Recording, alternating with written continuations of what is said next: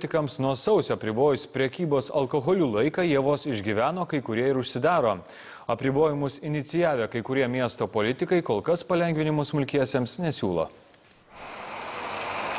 Kauno tarybos sprendimu nuo sausio 1-osios kioskose ir paviljonuose alumi ir kitais silpnaisiais alkoholiniais gėrimais galima prekiauti 3 valandas nuo 5 iki 8 vakaro. Kioskų savininkai skundžiasi, kad įsigaliojus draudimui apyvartos smuko maždaug trečdaliu, o spaudžiant mokesčiams per mėnesį jų esą susidaro apie 1,5 tūkstančio, vien iki šiandien prekybininkų duomenimis neatlaikė naštos susidarė per 10 kioskų. Tiesiog pasityčiajimas. Ateina žmogus, nusiperka už 8 prekių, susidėjo viską, paprašė dar alaus. Mes alų nuo 5 tik parduodam. Kaip tai?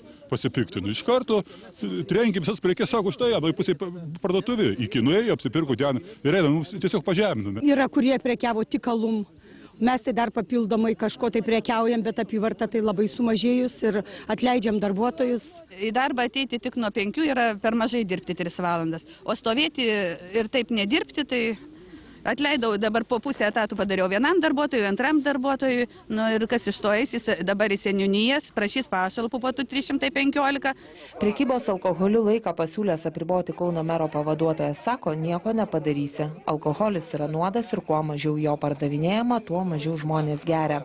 O verslininkams savivaldybė esą galėtų padėti, atleisdama juos nuo kai kurių mokesčių.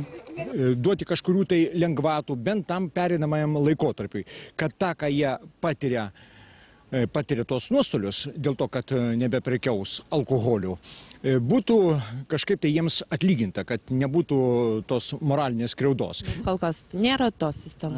Nėra, aš jiems nekartą sakiau, kad jūs pateikite savo siūlymus. Tuo metu kioskų savininkai teismuose siekia, kad tarybos sprendimas dėl prekybos alkoholiu laiko apribojimo būtų panaikintas. Tačiau kioskų savininkai laimėtų tik laiko. Mat Seimui priėmus įstatymą nuo kitų metų sausio prekyba silpnaisiais alkoholiniais gėrimais kioskose apskritai bus uždrausta.